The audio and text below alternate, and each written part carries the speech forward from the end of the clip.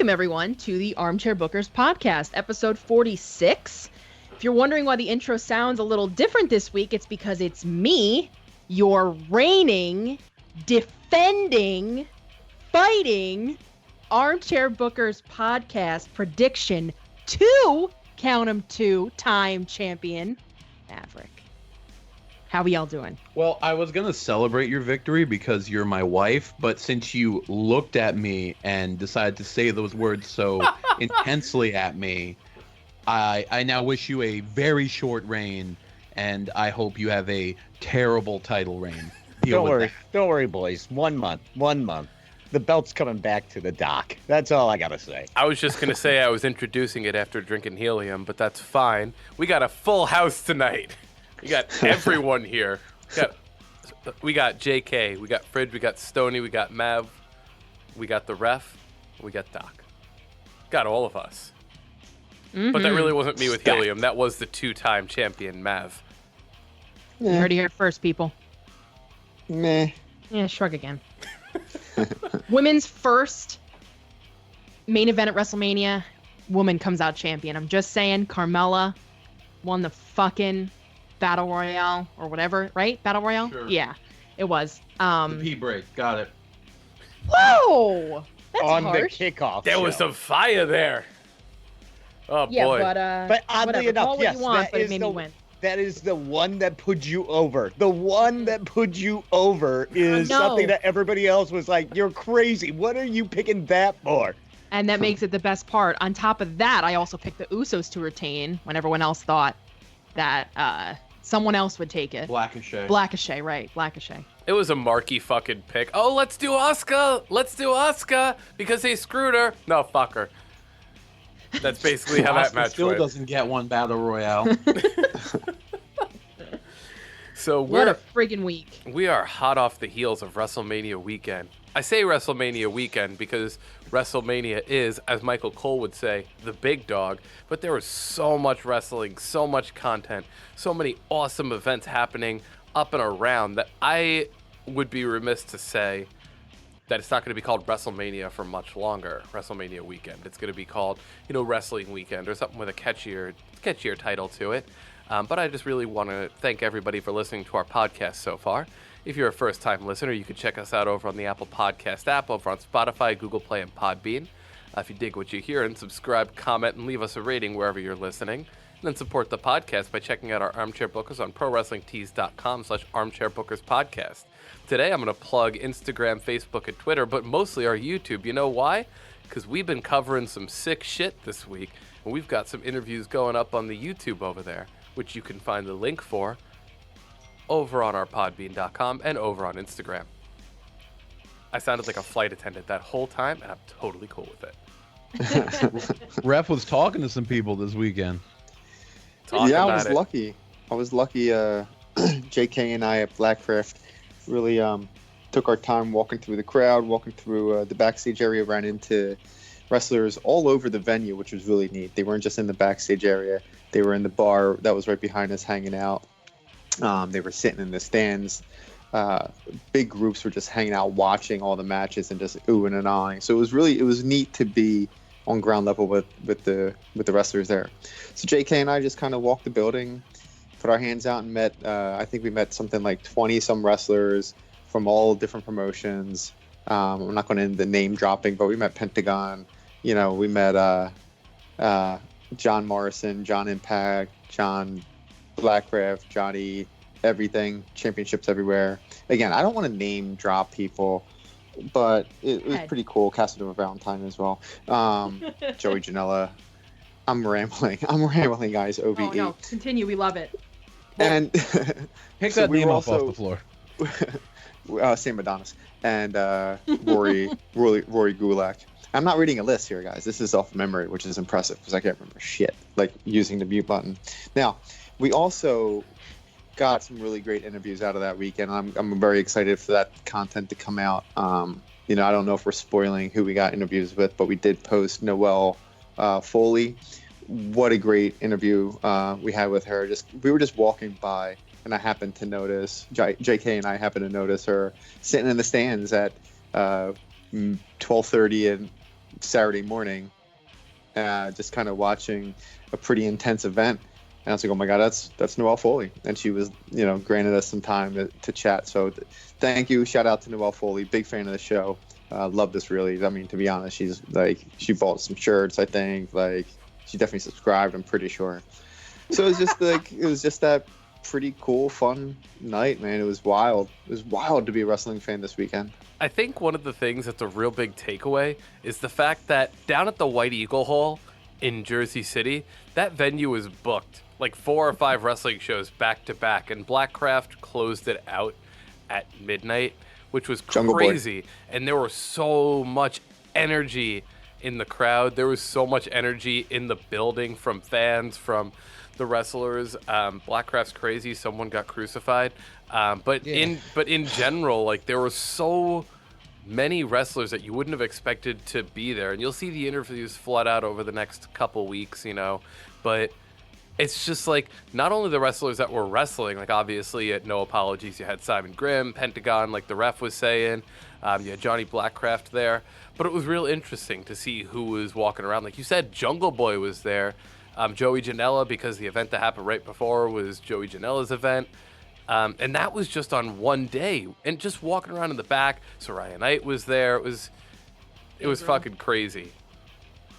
What? You guys stop name dropping. We're above that. I want to rewind back for a second to something JK said. So while our lovely on the ground team was getting those interviews, me and Stoney watched someone get fucking crucified, and then the starting match was a death match, and I'm pretty sure we watched someone almost get murdered. Not once, not twice, but thrice. Because if you cannot find a gimmick table, you use a door.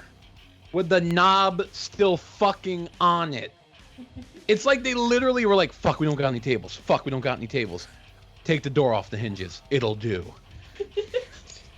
I'm so glad that I didn't watch more than 13 seconds of that entire event. And let's not my style. But that's the thing. I also don't want to get it twisted. It's not to say the event was bad. It's just if you're into that kind of stuff, it totally met the expectation you were looking for. Speak like watching the fans and talking to some of the people I was kind of passing, and the cheers that they were getting. The fans are intense about that promotion. In fact, somebody that we met at the Bullet Club block party, one of the fans there that I took a picture with, he has a Blackcraft patch on his vest. So it's like it's a deep crowd that goes, like an intense crowd that follows them. And it showed. And so it was really, really cool. Me personally, I've talked in many, many episodes. I'm not a blood guy. It's just not my style. I'd rather, it's just, no. And then the crucified thing, no,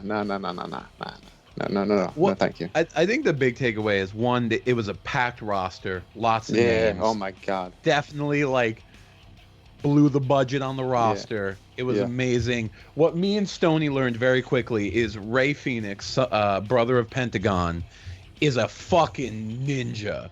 Like, that dude was doing some shit that I have never seen a wrestler do before.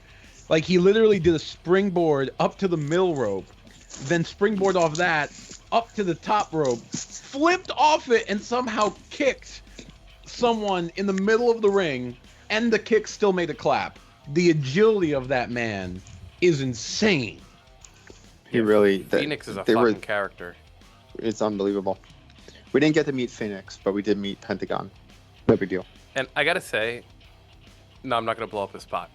We also went over to, on Sunday, which I think was the highlight of my weekend, the Bullet Club block party. Our weekend. There's a highlight of our weekend. The highlight of our weekend.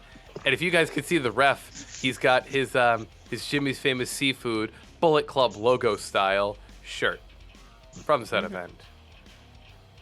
I gotta say now, it had its moments. It had its moments. That's a dope ass shirt, but you know what shirt's just a little bit better? Plug it. Stony420 on ProWrestlingTees.com. That's a hot seller, man. It overtook the studded shirts. I get a little excited when Stoney gets that close to the mic. I'm just gonna be honest. The voice changes in a very... Erotic way. I'm gonna be honest, erotic. You know, some Because he smoke's always gonna be sits coming far out of the away. mic. Mm-hmm.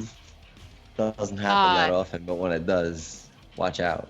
You're welcome. You're So welcome. the Yamada. Stony 420 shirt, definitely out now. Definitely one of our hotter sellers. It's taken over the stud and studette shirts for that top spot. So, pick up that slack there, stud and studette fans.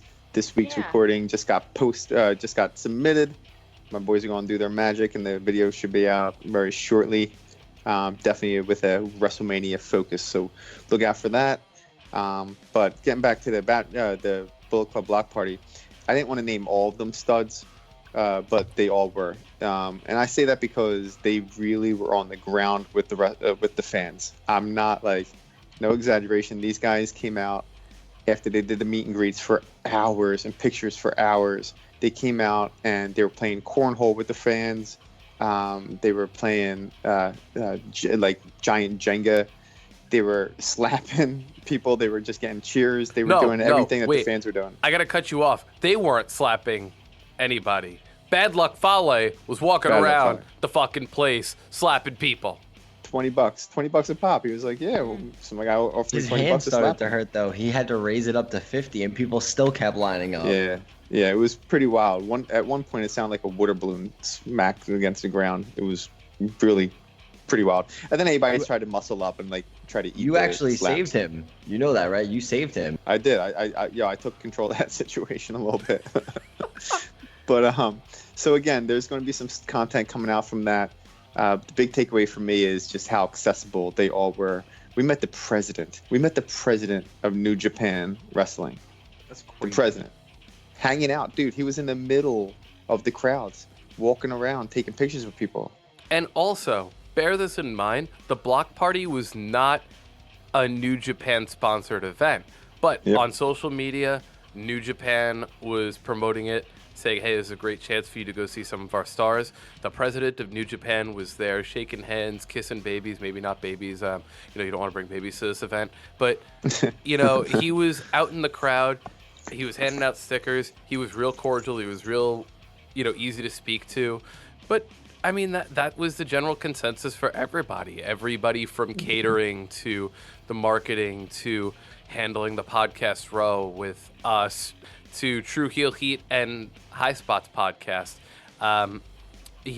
Everybody that was just Alicia Toot was there.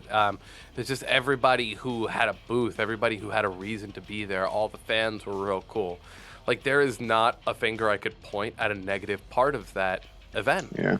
Absolutely. Yeah. Truthfully, it was just really well done, and even people checking on us, I personally felt like we were an important part of it, because I think we were checked on every 20 minutes to make sure we were okay. And when we said, yeah, we're ready for our next interview, they said, you haven't gotten one yet?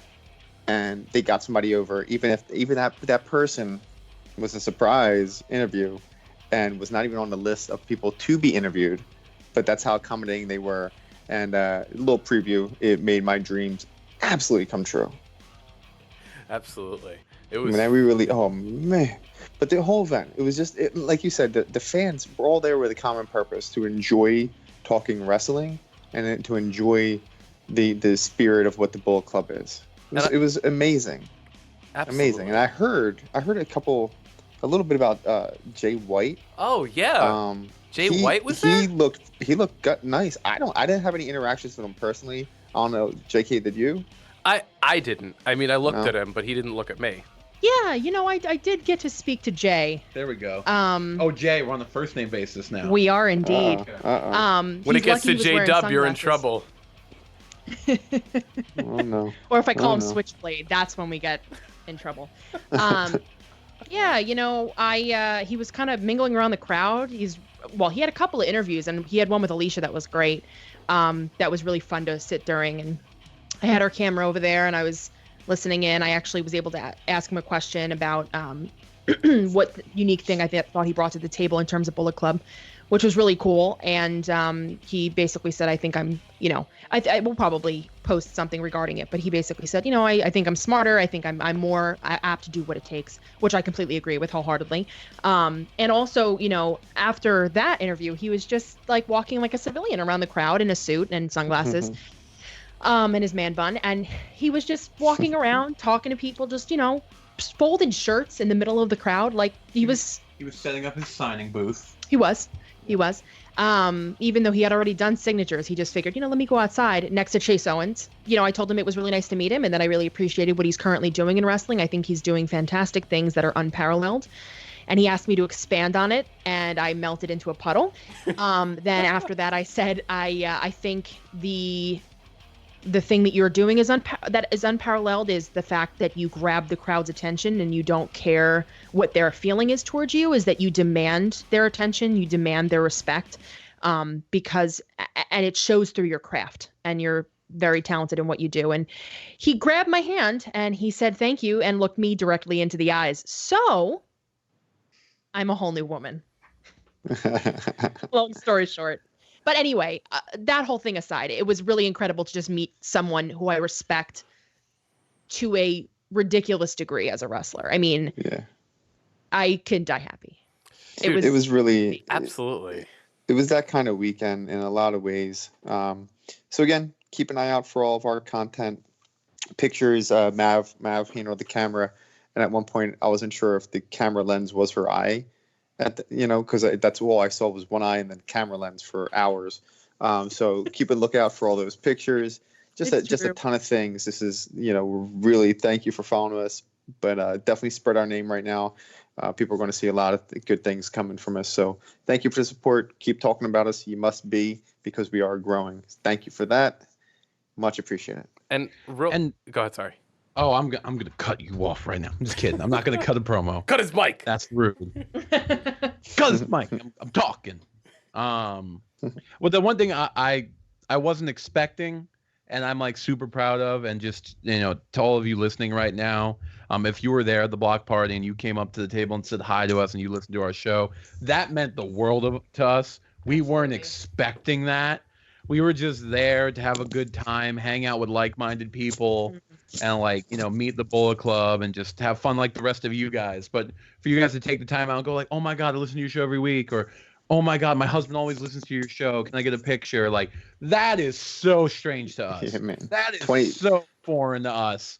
And we love you guys for it. And all I can say is stay tuned, because bigger things are coming. Absolutely. Shout out to 20 by 20 podcast. Came over to talk with us and spend some time hanging out. Much love to those guys. Fan produced podcast. Very, very good. We're the ones that promote wrestling in a positive way. So that's the corny, cheesy stuff, guys. Let's get into some wrestling. I want to just do one more shout out, because there was a set of people there that I never really thought that we'd be able to generally mingle with at an event like this, and that was the What Culture guys. There were a bunch of you fucking rascals walking around from What Culture. We got the chance to catch up with Adam and Jules, who are one of the many Adams. Adam Cleary, I should specify, but y'all was super cool. Hope you enjoyed your first time in New Jersey. I said Jersey. You have a Jersey over by you, and we'll never mention Gateshead again. But you guys were super cool. Thank you all so much for coming over and chatting it up with us. Yeah, that's what I got to say to that. I just wanted to say real quick that I really appreciated this weekend a lot, because as someone who got into wrestling kind of late, it's tough for me to find, as my friends aren't really into wrestling, so it's tough for me to find people other than my boys and my husband to talk about wrestling with and to go on about who I care about at the moment, the moves I saw this week, and to be able to kind of openly talk about that to anyone of the 800 people that were at the Bullet Club block party this past weekend was amazing. And it was so much fun to be around like-minded people like that. Also, I heard the Stony 420 shirt is really big right now. I hear it's maybe almost sold out. Maybe you should probably get it immediately. Yeah, there's a holiday coming up. They there's can a holiday coming up, That's true. That's true. I hear there's a holiday coming up, and I hear you have to stock up for that holiday. That's how you celebrate. Definitely buy a shirt, but they can print an infinite amount. Do not think it's going out of stock anytime soon. Easter? Also, And just a quick fact check: when Maverick said "my boys" because we have friends and family that listen to this show, we do not have children. She was referring to the rest of the hosts. Anyone else think that? You never know. That's a good clarification. Like all I do is talk about wrestling with my boys and my husband, and I was like, we do not have children. I could appreciate that. Yeah, I can get on board with that. That makes sense. Real quick, just to kind of boys like bullet like the club says it, like AJ, Luke, and Carl. No. Boys. I know what you meant, but they're not. They're not here, and they're not anywhere near your mind. So now we're gonna get into, like the ref said, some wrestling. We're gonna talk about WrestleMania. We're gonna talk about. I think we're gonna kick it off though with a little bit of Raw and SmackDown recap. You know, just because that just happened. We're gonna talk about it. Let's start off with Raw, obviously, because it's on Monday. It's first. My opinion on it was a lot of good, but underwhelming in terms of what I feel like we're used to for the post-Mania Raw. Now, listen, I say this because the tease for the Rollins and Kofi match, they set that at the very, very beginning, and it was awesome. I mean, the pop for both guys, and then the pop for that, and then this is awesome for the face-off. It's a nice tease for the future, but they said it was going to happen. They said it was going to happen, and they talked about it the entirety of the show. And that's a huge post-Mania, WrestleMania, like post-Mania Raw match that would be incredible. But then it didn't happen. And it didn't happen by two guys that had no dogs in the fight. And I don't like that. I love you, Ref, but if you thought that was going to be a clean match, you're No. I don't think clean match. But the bar, why? And then on SmackDown, they didn't explain it. I don't disagree with you at all on that. That's why they're hiring someone for continuity. Lars could have came out. And any million of people could have came out. Lars came out at a fine time. Ish.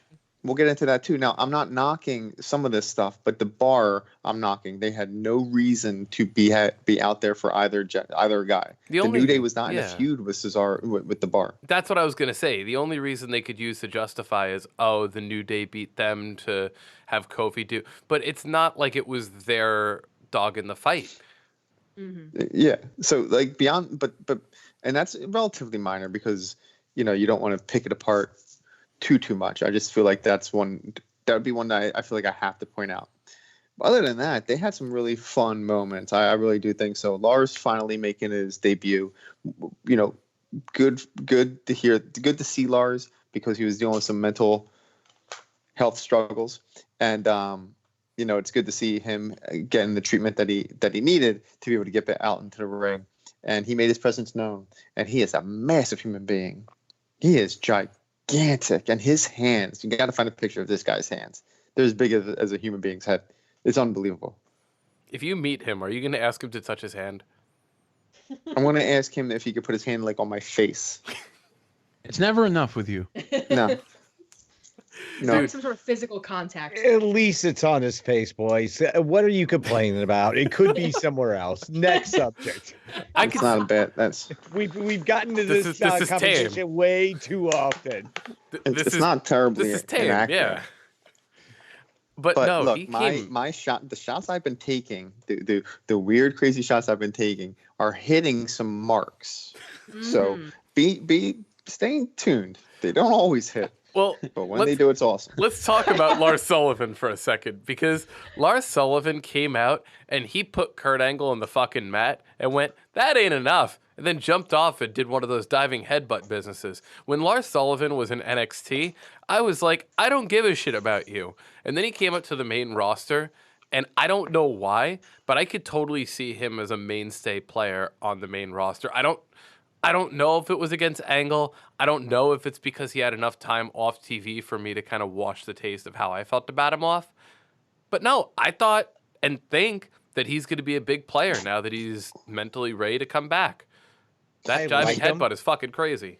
I like him, but he reminds me of an updated Gene Snitsky. I'm waiting for him to just kick a baby somewhere. He's like a weird, hybrid mutation of Heidenreich, Ryback, and Schnitsky. It's hard to argue with those comparisons because I did see a meme the other day of that exact comparison that he looks exactly like the baby. Basically, it said like he's the baby that Snitsky kicked into the crowd. he's not the one who, my he's the baby that grew up. That's So, all I'm like, missing right now. I can understand, but I like him because as big as he is and as the monster heel or monster whatever he's going to be, Braun Strowman is a little bit different. He is so gigantic that it's hard to, suspend disbelief at a certain point, and it's also hard to book him, as we've seen with Braun. Despite all the complaints that he never won the belt, it's hard. Again, it's hard to book him in a lot of aspects. I feel like Lars, as big as he is, him standing across from Kurt Angle, there was still a size there where I was like, all right, there's going to be matches and there's going to be ways to show his flaws, and they're going to be able to book him, hopefully, because I think he has, like you said, I think he has a long future, but they have to book him the right way and not book him into that corner where he's undefeated and it takes one loss and then they have no idea where to go after that. He needs to take some lumps and, somehow take a loss somewhere, but a protected loss is fine.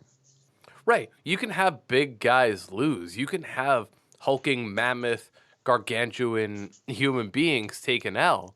It's just a matter of how do you get them there, and who do you put over in order to get them there? What does the feud look like? What we're talking about in terms of some different feuds now? Becky Lynch and Lacey Evans. I think coming out of WrestleMania, which we'll get to in a little bit, coming out of WrestleMania, it's like, cool, you've hit the pinnacle, in my opinion, of the women's division of 2018 going 2019. What do you do now? And I've been a big fan of Lacey Evans since NXT. And have I been a fan of the fact that she walks out and walks back? Absolutely not. But I'll tell you this, without having to debut another person on the roster, using what you have and really seizing the opportunity between both Raw and SmackDown, I think Lacey Evans is calling her shot. I think that I don't think she's going to win the championship, but I think it's a really good pick for a person on the main roster to go against Becky Lynch next. I agree with you there. I think Lacey Evans is one of the women to watch in this year's run until WrestleMania next year. She's got some building to do because we got to see what she can do because she's still performing on NXT from time to time. But I did love that she came out the night after WrestleMania and picked her shot. She's making her appearance known, saying, hey, I'm here. I don't have to get in the ring yet, like you were saying. I'm here. But I love when she was ready, it was just that straight hook and the fight up the ramp. They really brought on, once again, the man versus the elegant and the lady.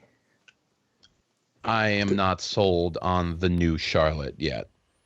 I'm not even going to label her as the new Charlotte yet, just because that's interesting. I know I'm going to start looking at her like that. Don't worry. Becky did it for you. And I was saying that before Becky did it. Very tall woman, blonde, peak physical condition, super athlete. They got one already. Show me something different. I know, but the thing is, I won't argue if she's good, and she has been down in NXT. I also like the gimmick that she has. I like the fact that her finisher is the woman's right, which is simply a straight right hook across the face. It's simple, it's sweet, to the point, and if you can sell that, good night. That's going to be one of your next top women on both Raw or SmackDown, personally. I'm going to give it time. I'm not going to completely, just shut it out, but, right now, I'm just, the whole walking out thing totally killed any motivation. Great. She punched Becky Lynch in the face, and she took it. Because the first time she got punched in the face, she took it. So that doesn't do anything. Great. I'll see you next week, new Charlotte. That's fair, but I think it's the difference, like JK said, is the character. Her character is really like that, a nice throwback to that Southern tough lady kind of approach, and I think it's going to work well. I was very excited about what finally happened. My issue with it is not anything to do with Lacey. Why bring her up for that long to do that. It didn't get to the point that I was intrigued. It got to the point that I was annoyed that nothing was going on. And it was for several weeks. A week, maybe two. I get that, but it just got annoying. So I think that takes away from it a little bit. But when she made her presence known, I am a huge fan of how she did it. And this is a big shout out to Lacey Evans. I think she's going to do some big things. She might even make an appearance, in a little video or sound clip that's coming on the YouTube, towards the end of the week. She might be named something of the week. I don't know. You're going to have to tune in. Maybe. I couldn't tell you. But I was into it. I'm really into it. I'm bored. Oh, hey. Is Lacey Evans supposed to be a hybrid of what people wanted Miss Elizabeth to be in the 80s as the first lady, just sort of coming out here and there and now showing a dominant force as what Bridge was saying, being the new Charlotte? I get what you're getting at. I understand where you're going with it. I don't think so. But I could see where you're drawing the comparison, like having someone who's kind of super regal, super elegant, but then having somebody who can go in the ring. I don't know. I see her more as exactly what her gimmick says, as somebody who can really, kind of put up for themselves, like one of these like real strong, independent woman type. And the thing is, I feel like she's here to really like make a statement, but she's also like strong as a horse. Like if you watch her down in NXT, she's got some moves. She can throw people around. I think down there with Bianca Belair, pound for pound, two of the strongest women on the roster. Yeah, I don't know. She was from the military as well. She was a high-ranking military member. So don't forget the SWAT team. I mean, she's legit. She's legit. And you two, you're not excited right now. But there will be something to come out of this. And at the end of it, Curry Doc wants more Lacey on whatever show she's going to be on after Shake Up next week. We'll find out. But yes, give me more Dubbas. All right. Well, to go into what I was saying before that got weird, my problem with Lacey Evans is you had an NXT talent walk up and down the ramp for 2 months, not do anything, finally socks the women's champion and like gets a title shot when you have multiple women on your roster that have been pleading for something different, and now you're just going with the new girl who you didn't know what to do with for 2 months. Where's Dana Brooke's title shot? Agreed. SmackDown. Where's their love? Because that roster's been in shambles ever since the whole, women's main event angle. They completely gutted the roster to make Charlotte look like a goddess, walking into the main event. And now they're giving the new chick the title shot, and they're leaving the roster they have in the dust. And she did nothing except punch someone in the face. Great. I can punch JK in the face. That doesn't make me the producer. The fuck did I get singled out for? All right, speaking about people getting, I guess, dumped on and getting punched. What if Taker comes out and Elias and just drops him? We watched that man get buried twice in 48 hours. Yep. But man, that man can play some music. He is talented. He actually does play the guitar. Like, I'll tell you this.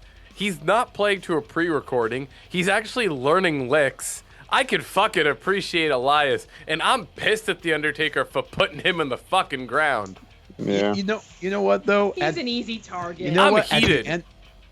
At the end of the day, 82 people shouted "Walk with Elias." I think he's good for a little bit. 82,000. Yeah. You said 82. Oh, well, 82. That's how much who cares right now about Elias. But 82,000 people said "Walk with Elias." Yeah. You could see he cracked a smile a little bit. He was like, "Yeah!" His eyes widened. And listen, Triple H years ago said that Elias wasn't built for NXT. He was built for the main roster. And, you could really see that. My whole thing I always thought with Elias's character was it would be cool if he was more of like a not giving a shit kind of character. But you could tell that he does give a shit. You could tell they've built that into his character, and he runs with it so much. And as much as I don't like him getting buried by The Undertaker, because I like him playing guitar, and I think he's got some nice little blues licks that he does, to be in the same shot as The Undertaker, you can't go wrong with that dude. You can't. Elias is starting to remind me of the Brooklyn Brawler. I hate to say it because he just constantly gets dumped on.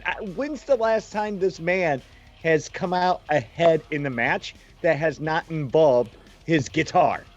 Yeah, but like a whole crowd's not going bounce with the Brooklyn Brawler. All right, but like, they did when the Brooklyn Brawler came to the ring, and this is heritage for you. When the Brooklyn Brawler came to the ring, he got respect, even though you knew he was going to get squashed. You looked forward to it, and that's what. Yeah, honestly, you know why? Because they gave L&B off so they could go to the show that day. Next fucking topic, BK. Wait a minute. The tombstone pile driver that Undertaker gave Elias shook me to my fucking core. It looked like he picked up a fucking tractor trailer. Well, that's, he's been working out with his wife, so he doesn't look like a rolling bag of meat right now. I think that is leading into the possible match at Saudi Arabia. I don't know if it's them two against each other or what's going to happen, but Elias did tease something with Cena and Undertaker. So it was cool to see that happening. Look, he's going to be on every John Cena highlight reel now. Every single solitary one. He's going to be on Undertaker's highlight reels. Every single one. Hell yeah. Like, he's pretty content and definitely not Brooklyn Brawlerish because he's got talent and a level of like superstardom, not in a talent like a good worker. Which, dude, he's almost at this point unmovable from being over as a heel and as a face because he barely wrestles anyway, and we still go nuts for him. Yep. There's nights where we see him for 30 seconds and he gets one of the biggest pops. He Lenny Poffo, the genius? Let me pitch this new idea. This is all leading up to John Cena, The Undertaker, and Elias being the new judges of American Idol. Well, they probably would enjoy, at least they seem to enjoy the fans. However, a returning superstar from injury does not seem to enjoy the fans, and he really gave us a swerve. I say that sarcastically. But, it was nice to see Sami Zayn back into the fold. And it's nice to see him on his own away from Kevin Owens, which I want to kind of bring up.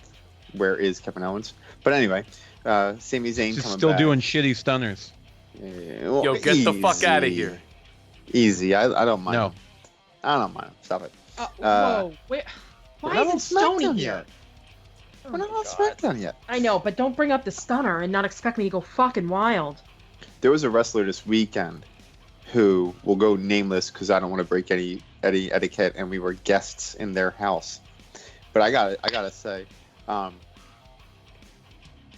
don't understand. Like I thought there was some sort of rule or understanding that you don't bash a wrestler. So, quick story: JK and I are walking through the locker room. One of the wrestlers I was a few steps behind JK. I realized that JK was talking to him, and before I could even move past him to see who it was, he was pointing my face and immediately was talking absolute hot fire on Stone Cold Steve Austin, which kind of took me back. And again, I don't want to name any names, but it was like, whoa, he didn't stop. So I just want to put out there that we were in definitely a different aspect of wrestling, and one that was really, really fun to see in certain aspects. So I was just going back to our weekend. Now to move back to where we were. I'm liking it. I'm liking what Sami can do. So that was quite a venture off, but no, but to the point. Think about when Seth Rollins came back after an injury. Everyone was like, "Oh, how can you not have him take the mantle of Triple H and when he came back from surgery and have him as like an over baby face, and he turned immediately on the crowd. That's how I felt with Sami Zayn here. You know, Sami Zayn was always a plucky underdog until he turned heel. And once he turned heel, nobody realized how good of a bad person he could be until he was it. And he's quite swarmy. Yeah, and that's what it is. It's not like a Miz where he takes all these brutal shots. It's not like a Samoa Joe that just comes out and like chokes you out. Like, it's a guy that's just like the guy that you'd want to punch in the head. That guy. Yeah. Because just obnoxious. Yeah. But he came into his again, own.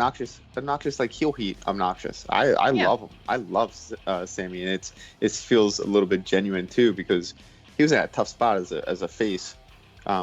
Too much of an underdog to win the big one, but not. I don't know why they didn't see more to him when he was having those amazing matches. I mean, his match with John Cena was absolute amazing. Oh yeah. When he answered the U.S. Open Challenge, and he did that with like a separated shoulder, or something significantly wrong with his shoulder that he ended up missing time for. And I think that's a big part. He's gotten the injury bug a bit. A lot of unfortunate situations. He can't seem to stay healthy for a long enough time to really develop through the story. So fingers crossed that we're going to, see a healthy Sami Zayn for a long period of time. And with Seth Rollins holding the belt, now we're talking about more people getting those chances, and Sami needs to be at the top of that list. Well, he was healthy enough to make it out to SmackDown and then not do anything on there because he was like, which fuck y'all. Perfect. I thought was perfect. Oh, yeah. I love that. It's a great heel move. Speaking of Sami Zayn, this is coming from the person wearing a Sami Zayn shirt currently to support my man. He's a great heel, I think. I really appreciated and enjoyed the promo he cut on the crowd, where he went after them saying things like, all you do is judge us, all you do is think that you're smarter than us, you think you can do it better, you think that you're holier than thou, and you're not. And then he just turns to the crowd, goes, I'll see you in hell, and drops the mic and walks out. I was like, oh, that was sick. To be fair, Sammy, if you're listening, I've wanted you to win the Royal Rumble 3 years in a row. Yeah, he's not wrong. Yeah, I've literally, like, I want to see him be successful. I like that he's attacking the Smarks, but as someone who has a Smarky podcast, ouch. Inflicted by yourself. As a true supporter since day one, come for my brand again, you fake Seth Rogen looking motherfucker. Whoa! You leave Sammy alone. Well, you know what? I'm going to turn this ship around for the Smarky stuff because I love Samoa Joe. I think Samoa Joe is great.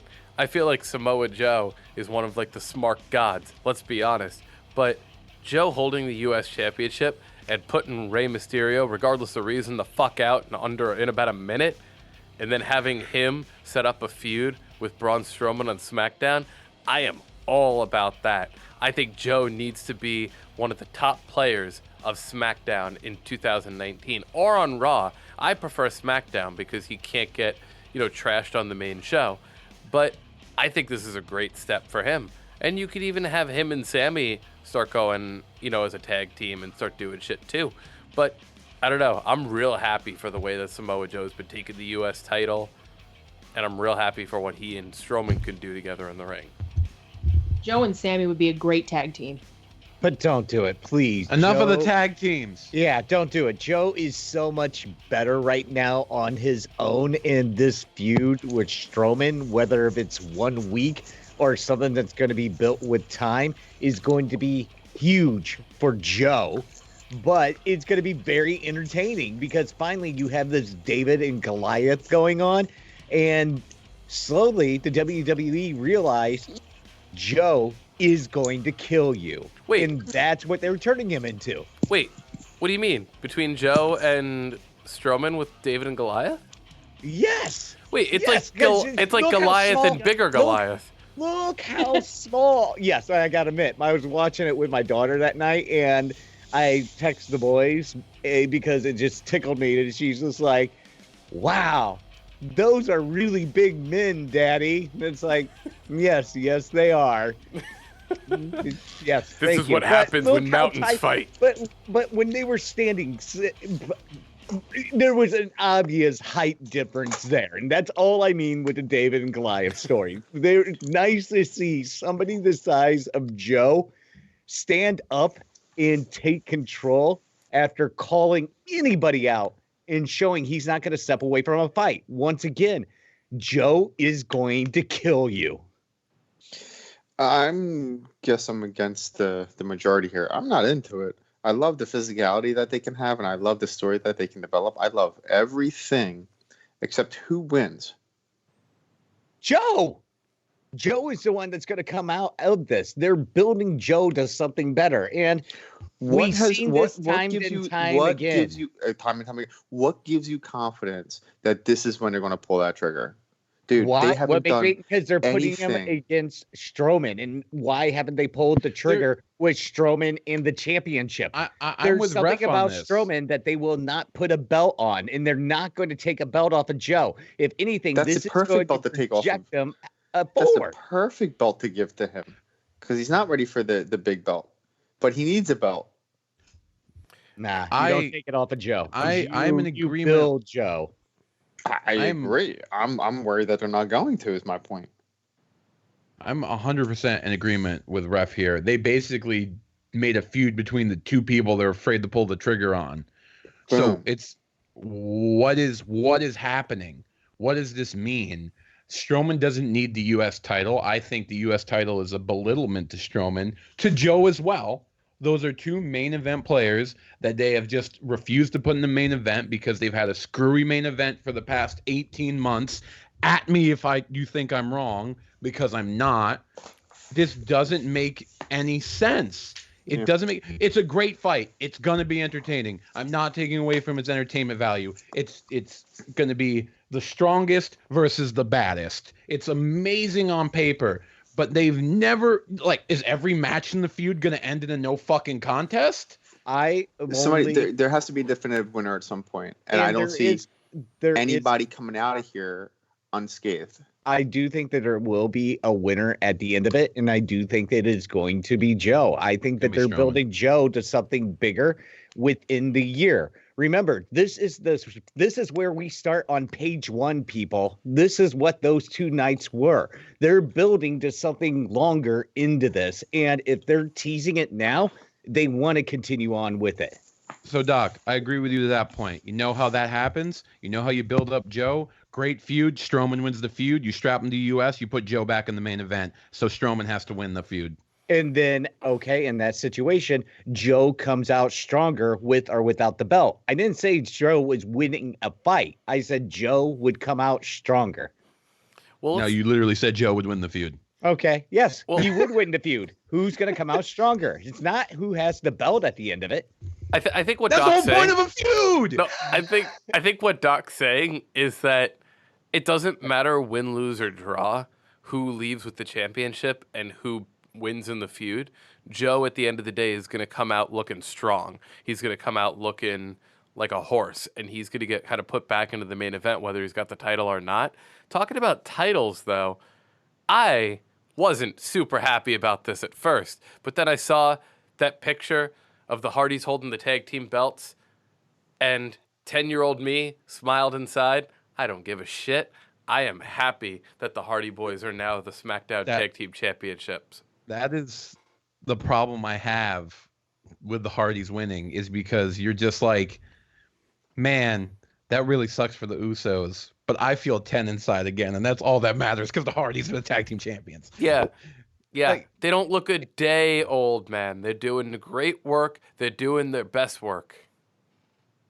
Maybe not their best work, but pretty good work. I mean, Jeff is just like, when he's about to do the Swanton, he's pretty much just like, sorry, buddy. And then you're not wrong. He even went on record saying, I don't even fucking aim anymore. I just jump. I think when they asked Sheamus one day what the most painful move to take was, he said the Swanton bomb. And it's because they just said, Jeff doesn't care. You just have to hope he doesn't hit you. It was Carl Anderson. Carl Anderson said that. Yeah. You know what also is really painful?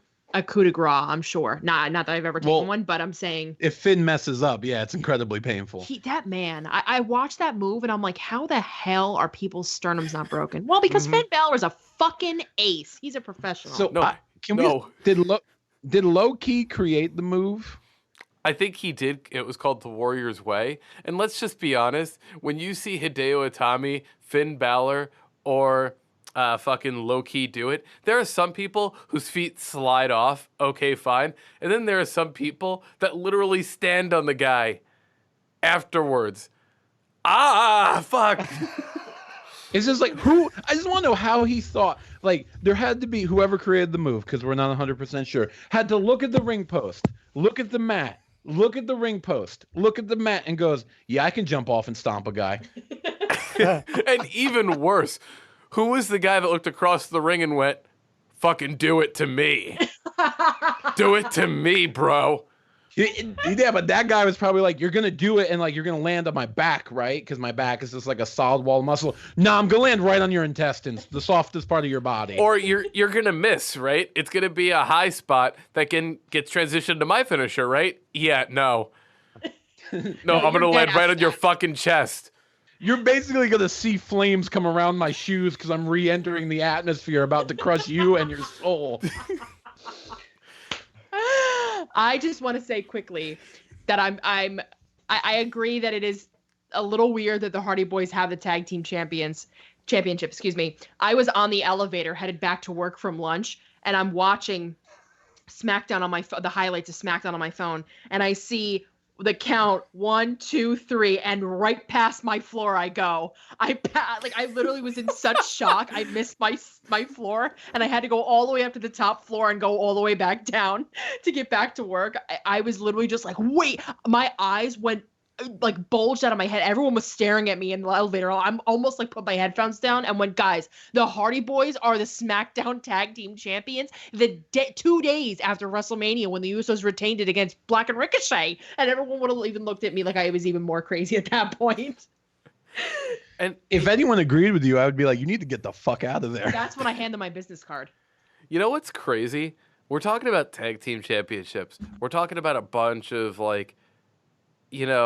older souls winning the championship. The Iconics at WrestleMania won the women's tag team championships. Paige comes out on SmackDown and is like, oh, cool. The Brooklyn Daisies or whatever the fuck you want to call them. Yeah, they've been undefeated in Brooklyn, but now I'm going to bring a team of my own next week. Number one, I want to know who that tag team is, as do y'all. But number two, I'm really happy that the Iconics are now the women tag team champion. I'm saying basically I'm really happy about all the decisions that have happened, or most of the decisions, over the last week or so. But the Iconics deserve it, man. But I want to see them do a little bit more. I was so happy. There was just something, it's why I picked them in my picks. There was just something I knew that there was their time, it was going to happen. And as the match was happening, I could tell that they were going to win in true heel heat fashion with a fatal 4-way tag match. Like, let everyone else do the work, get the little quiet tag, scoop the victory. Such a beautiful way for those two to win as little just this shrill heels. I love them. They're great. I want to see them own that gimmick, but put on great matches. I don't want to see them job out people every week. I hope not. I agree. I mean, the Iconics, I was saying for a couple of predictions episode, oh, the Iconics are going to win, the Iconics are going to win, and they did. And then the one time I don't fucking pick the Iconics, they win. But I'm happy to be wrong, honestly. I got to say, the Iconics have to be the champions for a while now. I know this was pissing off Sasha Banks, apparently. Sasha Banks was basically just like, or apparently, from what the dirt sheets say, she wasn't really happy about losing the championship so soon. They wanted to have a little bit of a lengthy run. But if you're going to put them on a tag team and you weren't going to put them on Divas of Doom and you didn't want to put them on anyone in NXT right now, dude, Iconics. You know why? Because they're an actual fucking tag team and they've been a tag team for a while. It only makes fucking sense. So if this dirt sheet thing is real, because I know we don't spend a lot of time on the podcast talking about rumors and stuff, if it is real, I've actually had a few friends off pod, on their social media talk about their disdain for Sasha, calling her like a baby, or this chick thinks she always needs to be in the spotlight. I want to say that's definitely the wrong way to approach it. She has definitely been an underutilized talent, along with Bailey, for the last 2 years. Even winning the tag team titles, they really shouldn't have won them. It should have been somebody else first. If she wants to leave, I think she's in her right. I would love to see her work a less harsh schedule, because I know she's injury prone, but she's an amazing worker. You got to be honest, and you got to take care of yourself. If you're not happy where you're working, there's other places to work.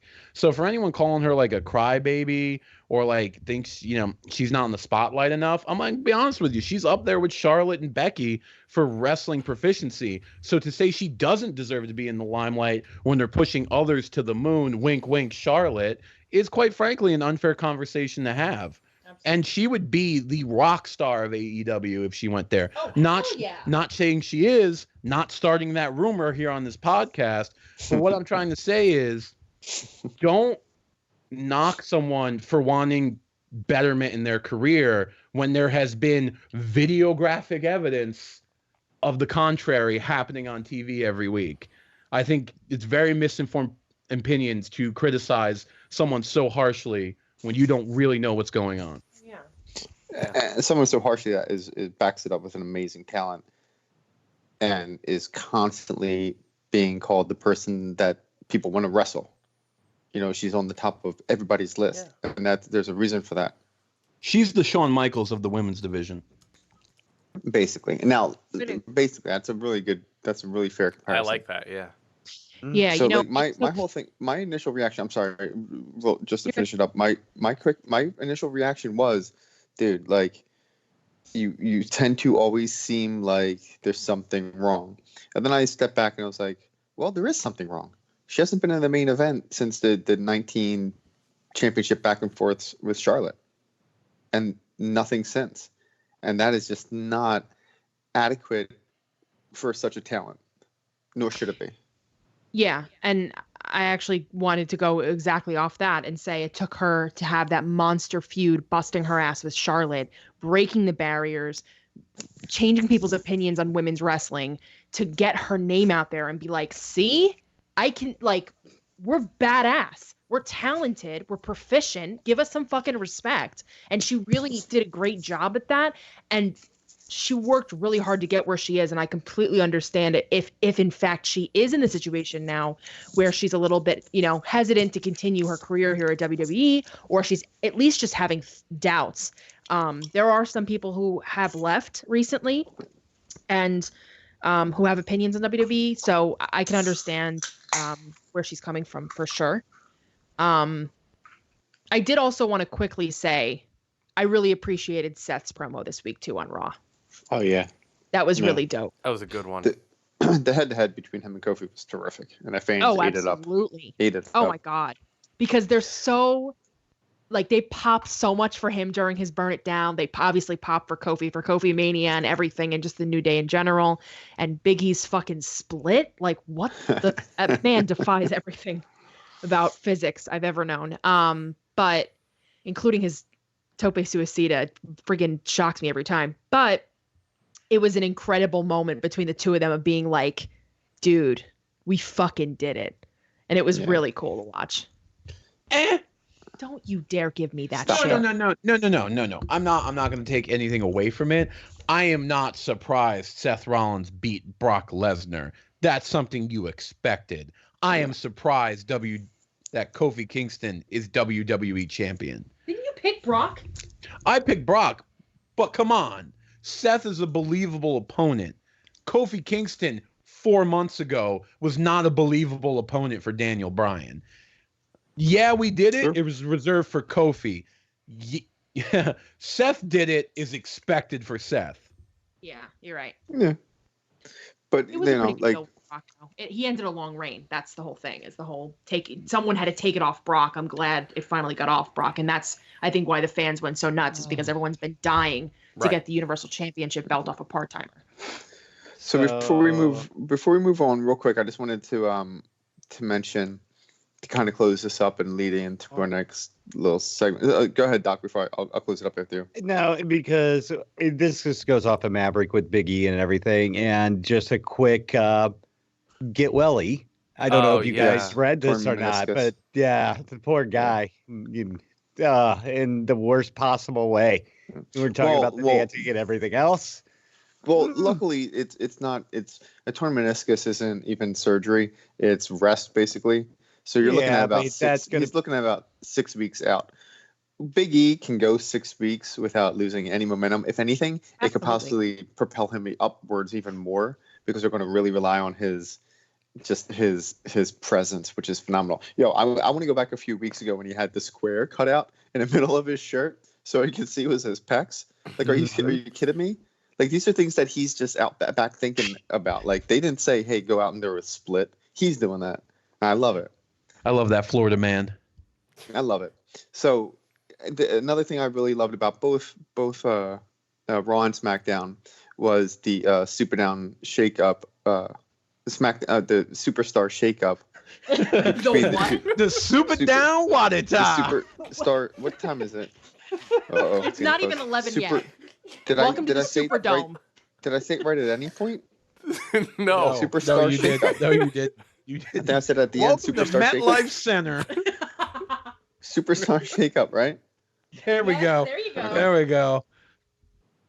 I'm really excited about the Superstar shakeup because they've been teasing a few things, and including Kevin Owens and Rusev are on the same show, including Strowman coming out on SmackDown, Drew McIntyre coming out on SmackDown.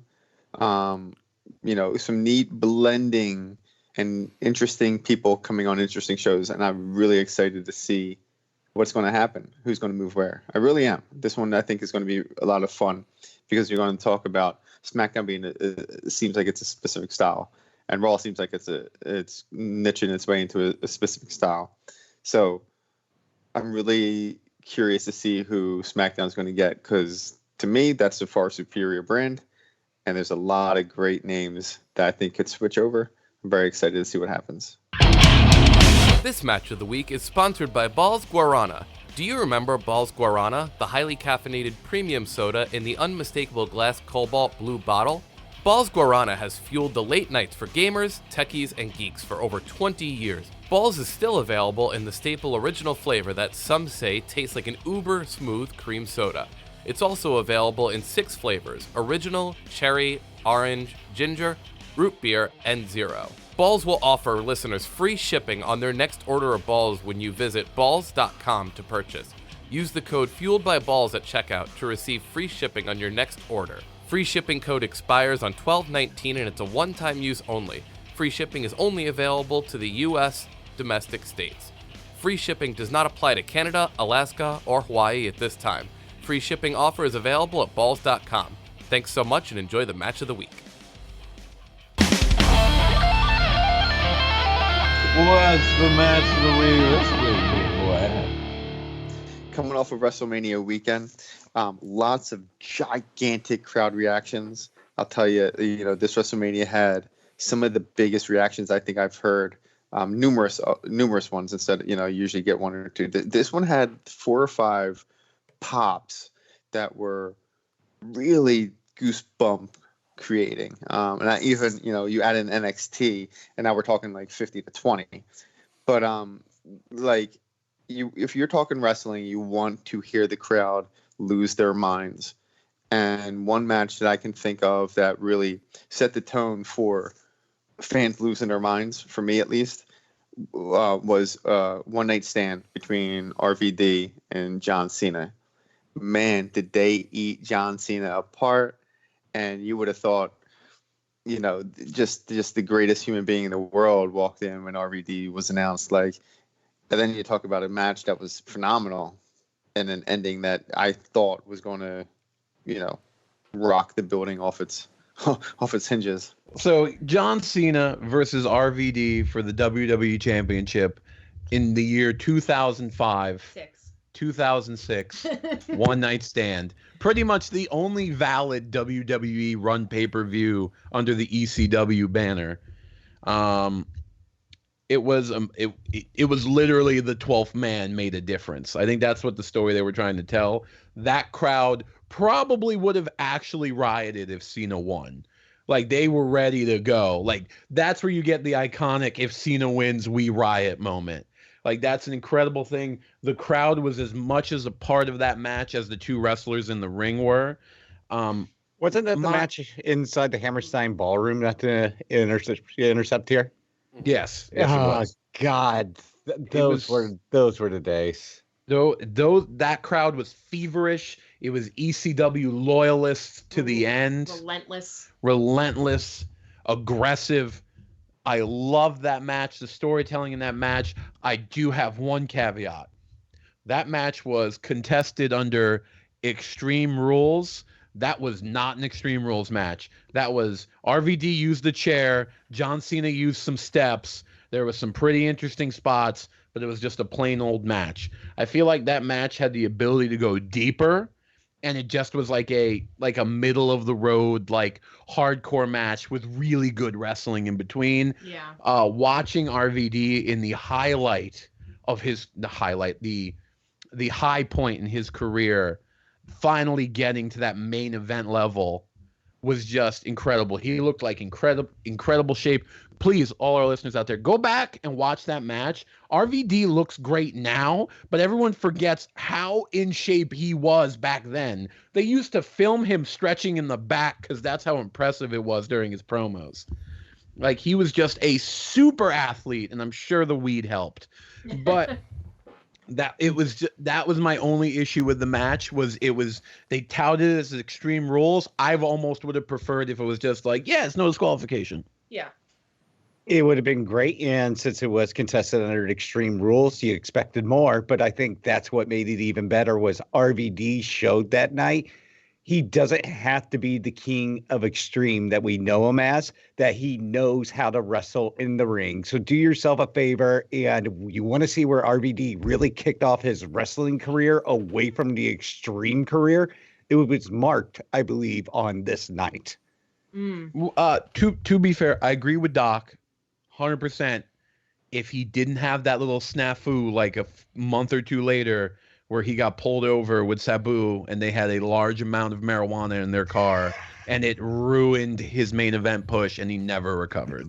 I just wanted to say quick. So this is one of my favorite matches to watch of all time. I've seen it a few times, actually. It's the way that the crowd is, the energy is just the way that Cena and them feed off each other. The fact that Cena kept throwing his shirt to the crowd and the crowd just threw it back. I mean, I haven't even seen that in any match I've watched in the past 4 years. And that was just an incredible way to like slap him in the face. And Cena just kept feeding him back and throwing it at him. He pushed RVD into the crowd, right into fans. I mean, it was, and Rob Van Dam is a great wrestler and he's a great entertainer in general. His moves, the things he did, I haven't seen at all currently. And you know, oh God, it just, he moves so quickly, but he's such a strong, stable force. And he does it so eloquently. I mean, it's wild. And the fact that, I mean, the whole thing with Edge coming out, I mean, really sours RVD's moment. It does. Yeah. Cause it brings it back to Cena, but it really just, did they have a match with Dreamer where Edge did like some weird stuff with Lita? Okay, that's not Lita. It was Tommy Dreamer's wife, but we won't talk about that now. Ew. Okay, Edge.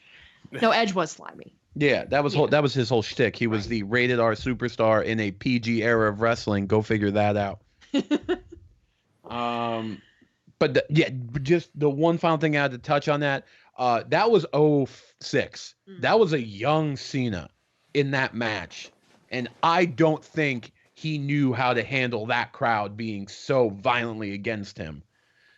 There are some parts where he owned it well. He's like, okay, I'm the heel here. I gotta give into that a little bit. But if we had 2019 Cena, oh my God, that crowd would be eating out of his fucking hands, and it would be one of the greatest bits of storytelling we'd ever see in the ring. I'm Doc Jones, reminding you that you can find the Armchair Bookers podcast on Apple Podcasts. You can find it on Podbean. If you pick up your favorite streaming device, go to the podcast store, type in the Armchair Bookers podcast. You're going to find us there. Know where else you're going to find us? You're going to find us on Instagram, Twitter, Facebook, YouTube. Get some fabulous gear on ProWrestlingTees.com. Show that favorite stud or studette what they are with those beautiful t-shirts, or become an official booker by picking up the Armchair Bookers podcast t-shirt. This is Doc Jones signing off, and thank you. As much as we keep talking about this was WrestleMania weekend, as much as we talk about there were a lot of events happening, in that title, WrestleMania weekend, it was all about WrestleMania. WrestleMania, WWE, did draw people to the event. So I think we got to talk a little bit, especially since I'm kind of sour that I lost my championship that I never had. I lost my opportunity to get the championship by one fucking prediction. So we'll talk about it, but I'm going to be sour the whole time. I'm just letting y'all know. What y'all think of WrestleMania this? Yeah. Honestly, this was probably the best WrestleMania probably since 30. Yeah. And it might even be more solid than 30 because every match was good. Every match had time. So I personally don't care that it ended till 12:30 in the morning, because every match got their justice. Agreed. And they were able to really like close out a lot of storylines.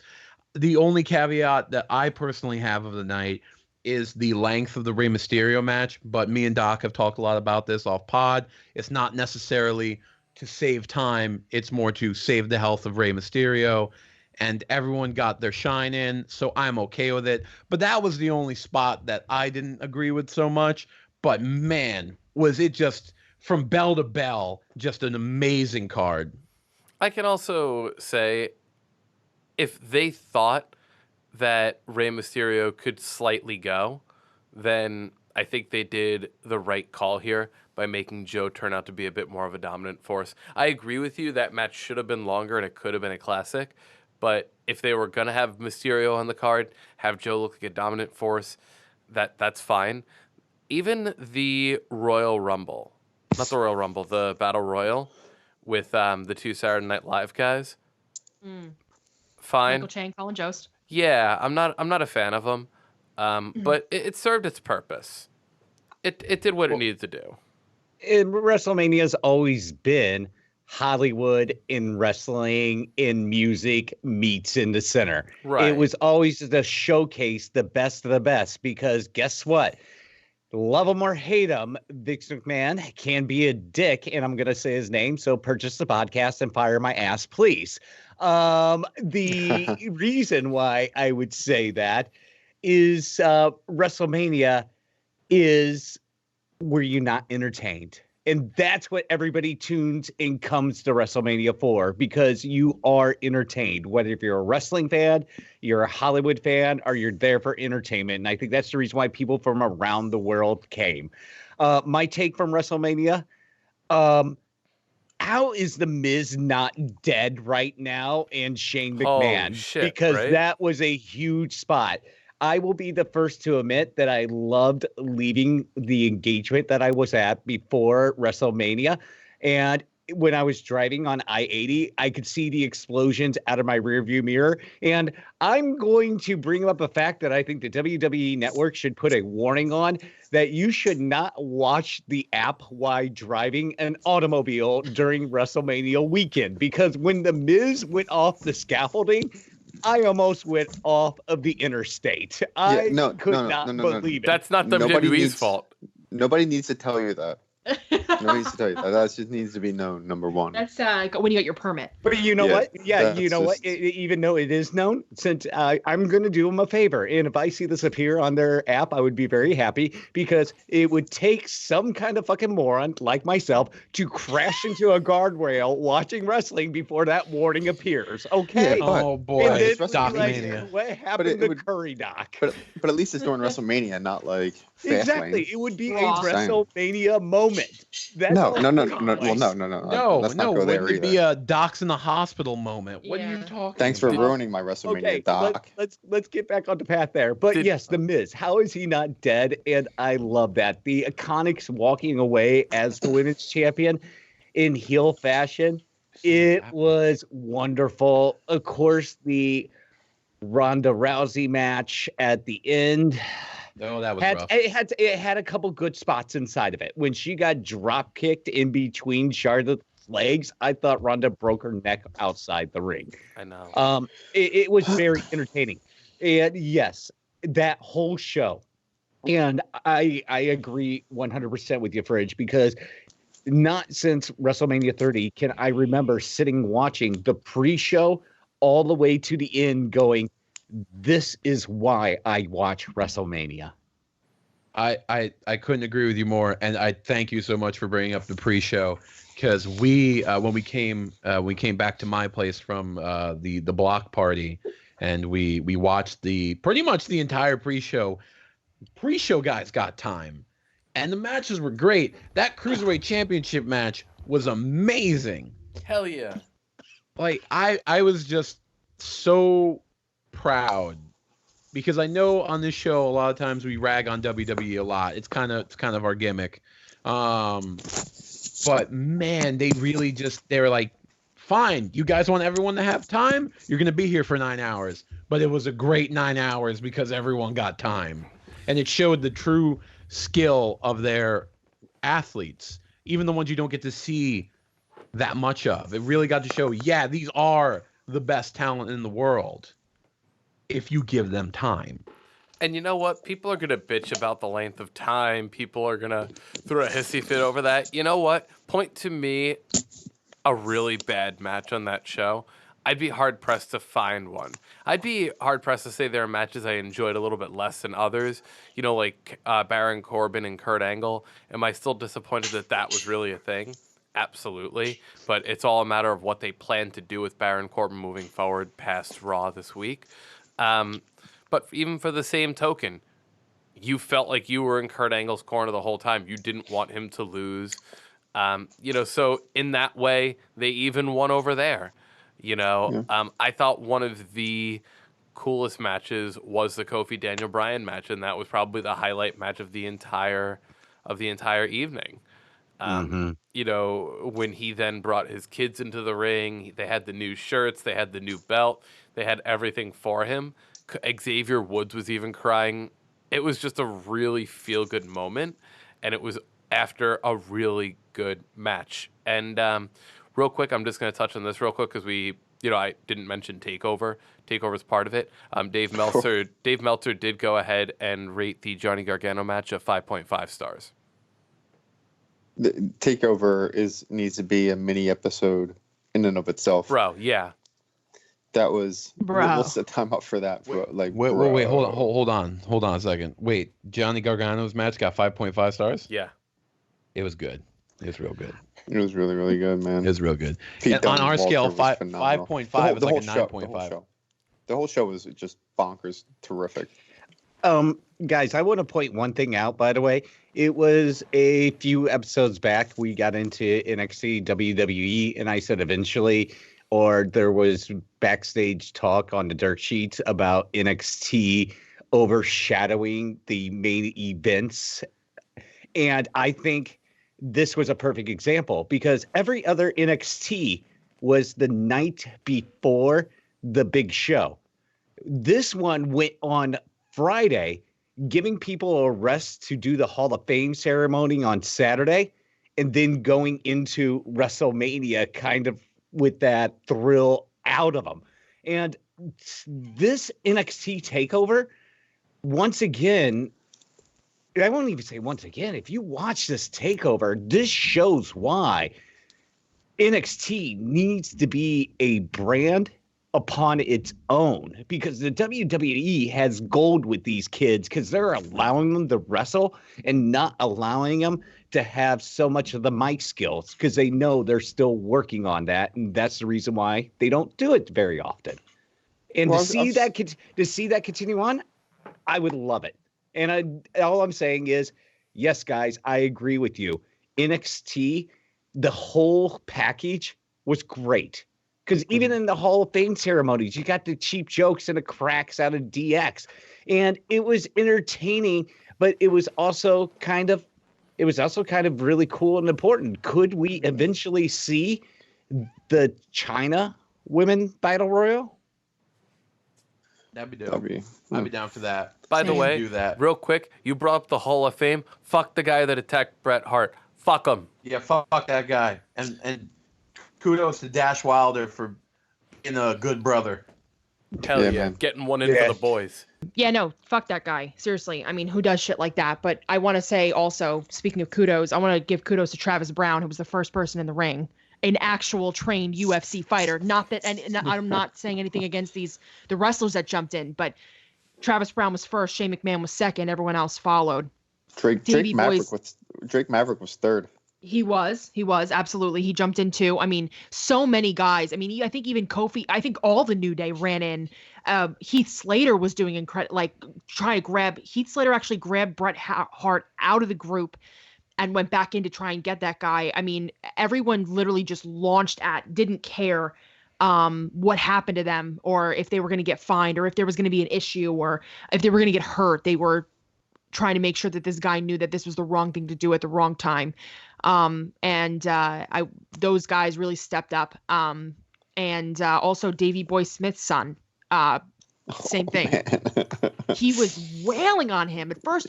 It happened so quick. He had like yellow polyester sparkly pants with a chain. I thought it was Dreamer. No, it's his gimmick. I was like, is that Dreamer? Can't move that fast still, can he? That's why Teddy Hart also looks like that. Exactly. Blackcraft. I Yes. thought it was Teddy Hart for a second, but then I realized That was I my remembered. thing was Dreamer, Black then Sheep. Teddy Hart, and then I was like, oh, it's Davey Boy Smith Jr.'s. Anyway, that was just, it was really crazy to see. I had to watch the video a few times to watch all of the wrestlers jumped in and really tried to help. So kudos to Yeah. them for being good brothers. Too sweet. Yeah, absolutely. The NYPD Emerald Society live music entrance for Drew McIntyre was so sick. Hell yeah. I thought that was so awesome. And speaking of entrances, Triple H's Mad Max entrance was so dumb. Mm-hmm. I thought it was. Yeah. It was not good. They blew the budget again, and it sucked. But I did like that he came out to his old entrance music. That was awesome because that's like one of my favorite songs ever. Not let alone WWE entrance. That's a really good. That song always gets me hype. I love that song. So, and it's a great showcase of him and his talent. So the fact that they changed it, I don't like change. So I was like, oh, that kind of sucks. But you know what? He probably needs a new fucking theme. I mean, it's been years. No, can't change it now. No, He's locked in. No, but he already has a new theme. No, he's got 3 themes. They're not new. They're just interchangeable. Oh, As okay. long as it's Lenny from Motorhead, that's all I care about. And then go ahead. He needs to bring back the rap theme from like the 90s, the late 90s. That sounds yeah, horrifying. The Triple H, and if you're going to talk about Batista 1 minute real quickly, I still can't get the image out of Triple H sitting on a chair with a pair of needle nose pliers, pulling the earring out of the nose of Batista, and at the same time how I cheered on the inside because I want to do that to everybody that has one of those nose rings. So Doc, I watched someone get crucified this weekend. That was fucking nothing. I watched him pull out Batista's. I literally went because I fell asleep when Miz came out, which is like an hour and a half into fucking WrestleMania, if not less. So I missed most of WrestleMania because I wasn't feeling good. We had a long day, long story short. So I watched WrestleMania Monday night, and Fridge came home and he's watching it with me. He's watching the Batista Triple H match, and Batista's walking around the ring, and I go, huh? And he goes, what? And I'm like, Batista's got a nose ring? He goes, huh, I never really noticed that. Now, Fridge has already seen this match, so he's lying to me. So I'm like, oh, okay, I guess Batista has a nose ring. And I'm like, the toolbox falls open, and I'm like, oh, God, don't grab the pliers. And he grabs a wrench. Or Fridge said, oh, no, don't worry about that. You're good. And then he grabs the pliers, sits on a chair, puts this big smile across his face, and then just digs right into Dave. I was watching like in the middle of my hands. I couldn't unsee and I couldn't look away, but it was just terrifying to watch. And But you Triple know H what? had such a face on about it. He was just like, yeah, this is great. yeah, and you're just like, this is fucking brutal. But that's Totally. Triple H. And then Batista tripped on the fucking ropes. But That's the most memorable part of the match for me is Dopey Batista, last match in WWE, trips through the middle ropes, does not play it off very well. And did anyone catch that later on when he went back around the ring? He slowly entered the ring and then laughed about it. Yeah, I can appreciate that he gets behind himself on that. I can appreciate that. Speaking Yeah. about people also busting their ass, what about on Monday night with Sami Zayn taking the nose dive out of the back? It's entertaining because it's not you, but it's still Oh yeah. When entertaining. he ate shit on his entrance. Yes, in Sami Zayn, if you go back He and watch, did. he ran out, he planted his face onto it, and he made a joke out of it. You know, I think if you notice, the joke was when he was lifting his arm, meeting the first year when he made his appearance after WrestleMania, he threw his arm out of socket on Raw, and Tore this ligaments. happens. Yeah. He ended up tearing like ligaments or something. He was out for almost a year. Exactly. But Mav, It's I like crazy. this list you got going on. Yeah, just last thing I wanted to say was I wanted to give out just some major kudos to the women for putting on a hell of a match. I mean, after years of divas and everything like that, I kind of went into this being, okay, there's 3 women in a triple threat for the main event at WrestleMania. What's going to happen here? How are we going to be entertained by this? Not that, they've been doing great things, but it's been kind of women have been kind of prejudiced. No, I agree with you. I have one thing to add. Why wasn't that match reffed by a woman? True. Like Ref Aubrey. Absolutely. Just saying. Mm-hmm. Friend of the show. Big fan of the podcast. Big fan. Owns a Sony 420 shirt.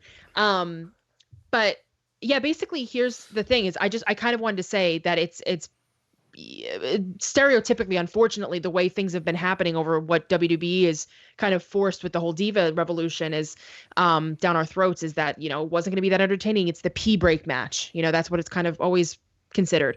And these women, you can tell that all 3 of these women understood the importance and the weight of being the main event at WrestleMania. And they prepared for it and they put on a hell of a fucking show. They truly understood what it meant to be the main event at WrestleMania. They loved it. They were excited for it. And God damn it, I was so entertained. I had at no point was I like, I'm bored. Sometimes when Ronda was doing shit, but you know what? She thinks wrestling's fake, so I don't want to hear it.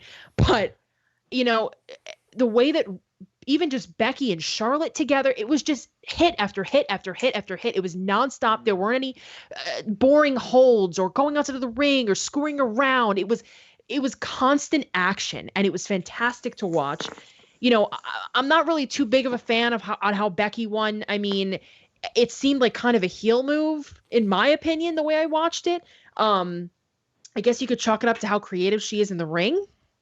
But, there's a whole level of speculation on how Becky won and how Vince is playing it off and the fees and all that stuff. So I'm kind of glad that match went on last because it was so late when it went on. I no longer cared about it. I literally could not care less about that match when it went on. I gotta say, I agree with you. I think for me, it got so late into the evening that I fell asleep it wasn't them that put me to sleep, but I fell asleep before time. And then I woke up the next day and I was super happy that I saw the match. Like that match really exceeded my expectations. And I'm going to get real for a second. I had someone I was talking to a couple days ago about it. And they were just like, yeah, isn't it great? And as a dude, I was like, yeah, no, I thought they fucking deserved it. I thought it was great. Totally like real talk, not even thinking about like the ramification of women headlining WrestleMania. Because it's just like, I think it meant so much to so many people for so many different reasons. For me, I was just like, oh, cool. Yeah, it's awesome. Like they deserved it. But kudos to, like you said, Mav, kudos to the women who fucking really took the ball and ran with it. And just hopefully this is the first of many. Because they showed that it shouldn't just be a man's game. I agree with what you're saying 100%. For me, It was the months of overbooking. It really robbed itself of how special it was to me. It's very important that women main evented WrestleMania. I am so for that. I want that to happen again. If the women's match is the big name match, it should go on last without a shadow of a doubt. Right. But that match proved how green Ronda Rousey still is. I can agree. Yeah, absolutely. And she is not ready for the big time yet, and I don't care how much star power her name carries. Well, too bad. She's already in the big time. And they shoehorn her in the big time. It can also show, though, how ready Becky is for that and how ready Charlotte is. Yeah. Like, dude. Becky's fucking born for it, man. I mean, the promo she cut on Raw with the 2 belts. Oh, yeah. Love that woman. We give Charlotte some earned grief in terms of her booking, but she's a superstar with her presentation, and she draws eyes and she draws a reaction. She is spectacular. She's just too involved. Not her fault. She's getting paid. She's getting her money. But she is she's main event written all over her. She really is. Every time she walks out there, in my opinion, at least. My daughter loves her too. Tired of seeing her. Oh, totally. I do not disagree at all. The main event I thought was just fine.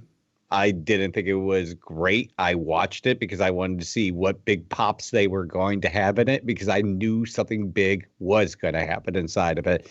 My only one thing that I would put out there is WWE, please do not wait another 35 years to have women headline the main event. Mm-hmm.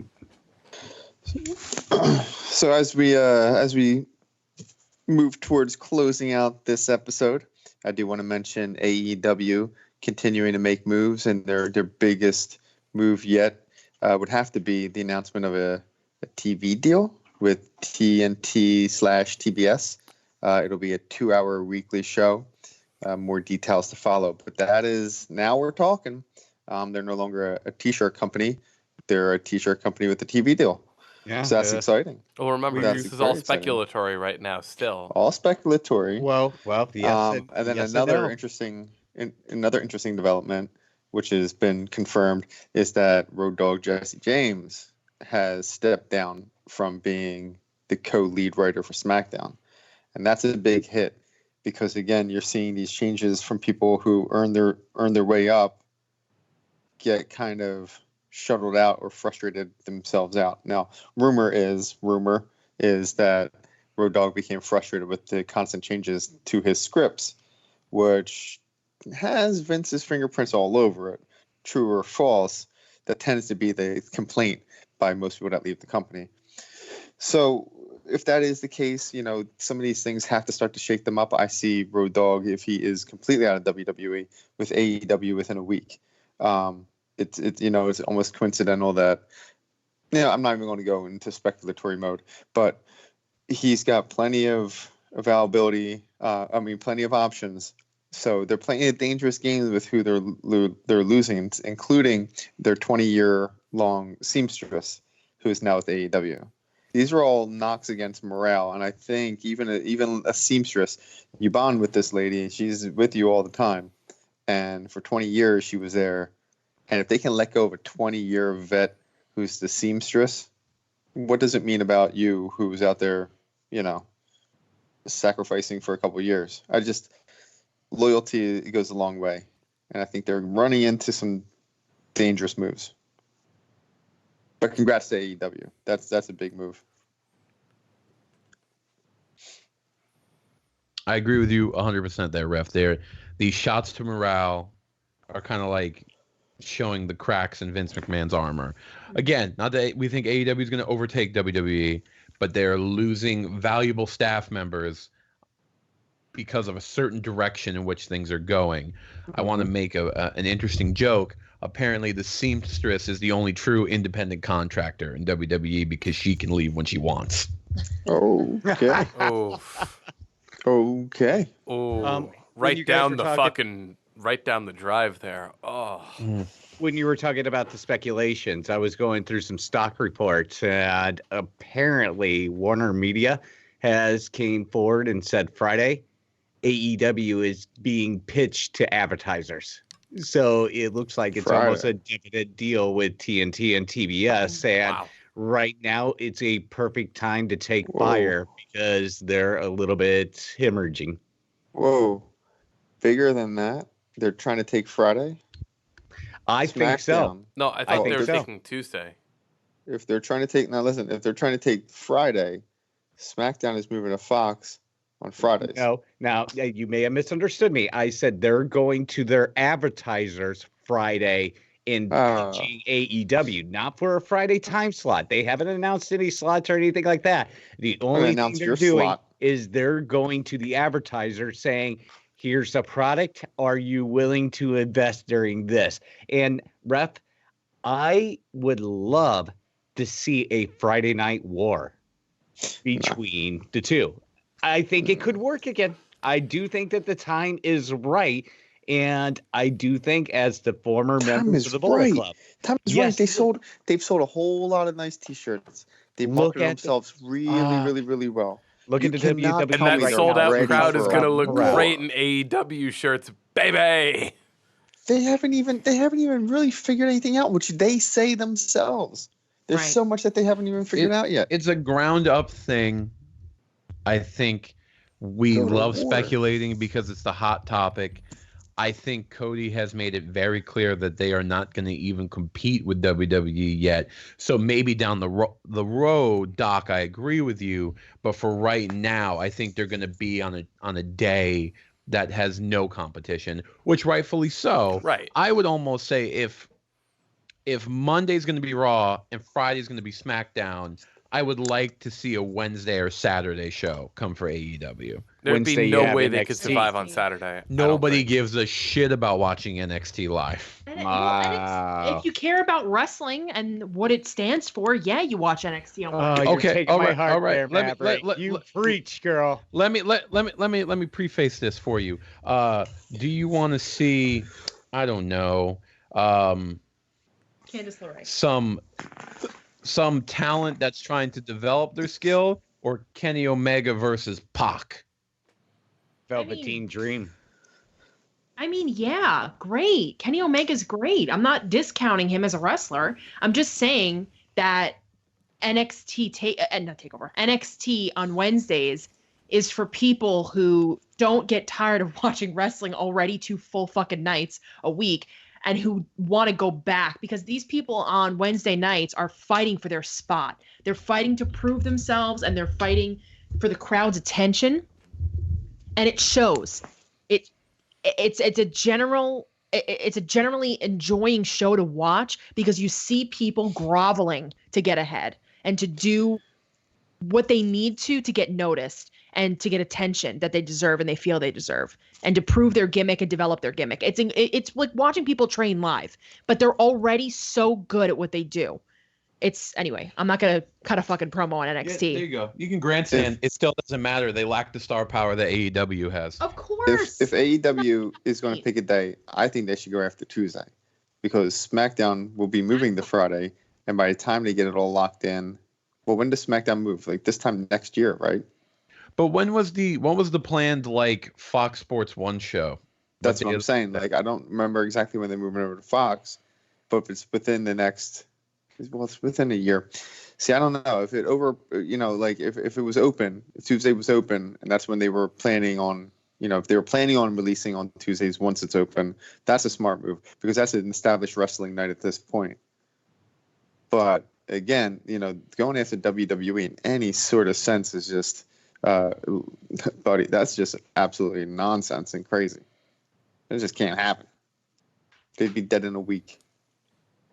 I'm interested and tell me, look, I'm not knocking Kenny Omega, best in the world, but who's ever seen him wrestle a 10, 15-minute long match? He wrestles hour-long matches. That's his greatest matches are an hour, 45 minutes to an hour long. These are all things that I don't think people take into consideration. Mm-hmm. We haven't seen them in basic storyline weekly type of scenarios. New Japan Right. tells a different type of story. I think people are going to have to, and I'm not knocking AEW. What I'm saying is you're going to have to bend with them for a little bit until they find their footing and how they're going to present their style on TV. Absolutely. At this point, it's kind of easy to sell out 30,000 seats because people want to see something different than WWE. But 30,000 seats once every 6 months is not every week for 2 hours. And it's something to talk about regarding the whole weekend. WrestleMania still drew 80,000 people. Like WrestleMania itself, not WrestleMania weekend, not anything around the area.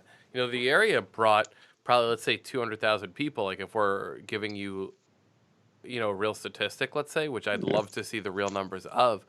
But years ago, about 2 years ago, Sami Callihan did an interview with Chris Jericho where he was like, how many people can go to WrestleMania? 70,000. How many people can go to the events around? 200,000, 300,000. So that's where I'm pulling my number from. So WWE's doing a lot of great work on the main roster right now. AEW, from what you guys were saying, aren't even going to try to compete with WrestleMania, which is a smart move. But the thing is, do I think that they can compete in terms of like a weekly programming? I mean, again, that remains to be seen. You have Blackcraft, you have Impact, you have Ring of Honor, you have all these shows, you have New Japan, who aren't doing weekly programs. They're, with some of them they are weekly, some of them are specialized, some of them are only an hour a week, some aren't 5 hours a week. Do we think that AEW will be able to do that? I think so. With a 2-hour program every week, fine. I think if they start to expand past that, that's when you start running into complication. But I think AEW definitely has the ability to do it. My whole thing is I would love to see the roster varied enough with enough exclusivity to where you can only go to AEW to see these guys, as opposed to it being just IndieFest Plus. Because if they do that, where they can share the talent again, then what's different than now? But that's the catching point that they're selling. Right. So again, you're talking about a brand that you're going to be able to see at the Elks Lodge down the street as a special appearance once a month. And that's not knocking the indie scene on that level. I love those shows. They're some of my favorite. But it does something in terms of how you're seeing the product, in my opinion. Like the special appearances that the Young Bucks and all those guys are doing, they're cool. I hope that they can still do something like that. But in terms of being part of the show and the headliners, if I can see that, why am I going to buy a ticket to one of their shows? Like, it's just, I don't know. There's a lot that we have to see. There's a lot that I want to see them, figure out. And they still are figuring out their tier system as to how they're going to pay. They don't have writers. They said they don't have writers. So how are you going to? What's the first episode going to look like? There's a lot that I'm sure they have a million, ways to do it. They're smart. They're very, very smart. They've gotten this far with it. I'm sure they have a plan that they're not giving into. But I don't know what it is, so I'm curious about it. And there's some skepticism on my end, especially if the expectation is what everybody who is an AEW fan make it seem to be, which is that WWE is done. That come on now, that's just not realistic. Right. So that's just my piece on it. But again, congratulations to all the roster of AEW. Congratulations to the gentlemen of the Elite. They are doing huge things. They are getting big publicity, and it is going to be great for wrestling. So my piece to it is WrestleMania weekend. We got to see every promotion that you can possibly think of. It's a great time to be a wrestling fan. And, this was a phenomenal WrestleMania in all aspects. And our weekend was pretty goddamn good. So, I can't complain. I'm a happy man. Boys, girls, where can they find us? I got Armchair it. Bookers podcast. I got it. I got it, guys. You could find us on Podbean. You could find us on Google Play. You could find us on Spotify. We've been actually getting some traffic on Spotify. We love you over there. You could find us over on ProWrestlingTees.com/Armchair Podcast. Pick up that Stony 420 shirt. Pick up that Stud and Studette shirt. Pick up the logo shirt and talk some shit while it's profitable as well. You can find us over on Facebook, sometimes. You could find us on Instagram. That's our main home. Over on YouTube, like we said, we got some interviews rolling your way. Did I say Twitter? If I didn't say Twitter, then Twitter too. We got some connects on there. Hit us up. Also, hit us over on armchairbookerspodcast.podbean.com. Submit your questions. Submit your bookings. Have Fridge tell you that you're wrong. Because you are. He'll tell your mother she's wrong. He'll tell your father he's wrong. Everybody's wrong, and I'm right, because I'm the Fridge. And I'm the booker. And I book it better. Squaw. We'll see you next week, everybody. Squaw!